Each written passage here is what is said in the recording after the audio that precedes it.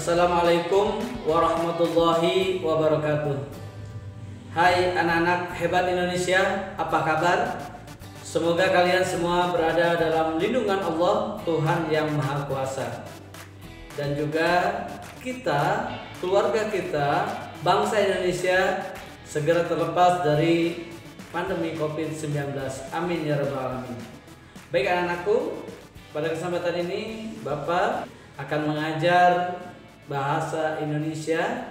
Materi yang akan kita bahas adalah tentang struktur teks fantasi. Tujuan pembelajaran pada kesempatan ini adalah untuk mengetahui tentang struktur pada cerita fantasi.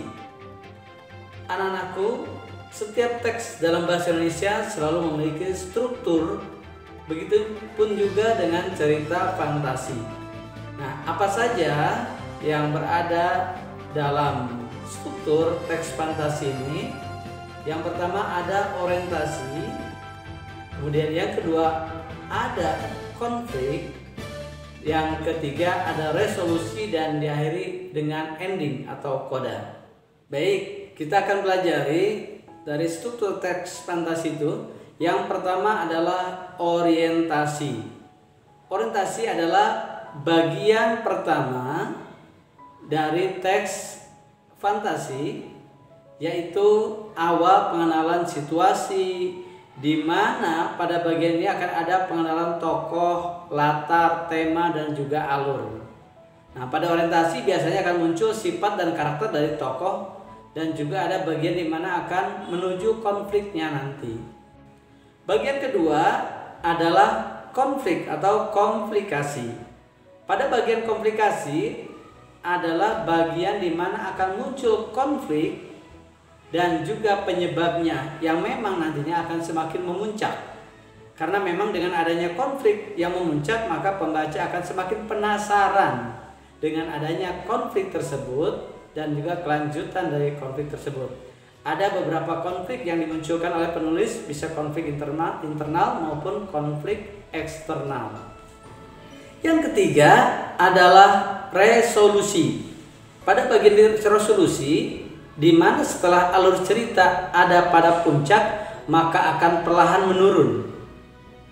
Karena memang pada bagian ini isinya adalah konflik yang terjadi, jadi tadi perlahan mereda dan ada solusinya.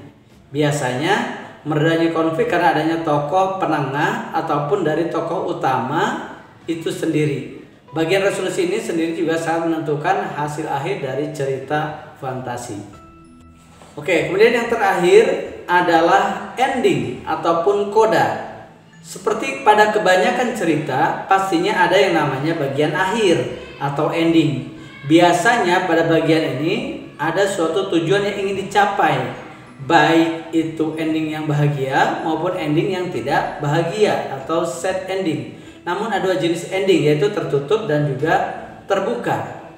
Ending yang tertutup, akhir ceritanya sudah jelas tergambar pada cerita. Sedangkan ending yang terbuka, penulis membiarkan pembaca untuk menafsirkan akhir ya, atau berimajinasi daripada akhir cerita itu sendiri.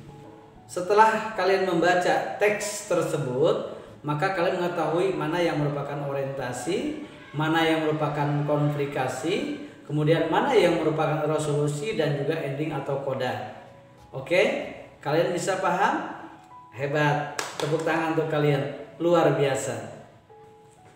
Oke, anak-anak hebat Indonesia, saatnya kalian belajar membuat teks fantasi. Silahkan kalian coba untuk mencari teks-teks fantasi contoh lain, kemudian coba kalian buat sendiri. Bapak yakin kalian pasti bisa. Kenapa? Kalian hebat. Ya, sampai berjumpa kembali di pertemuan Bapak berikutnya di pelajaran Bahasa Indonesia. Salam literasi. Terima kasih. Assalamualaikum warahmatullahi wabarakatuh.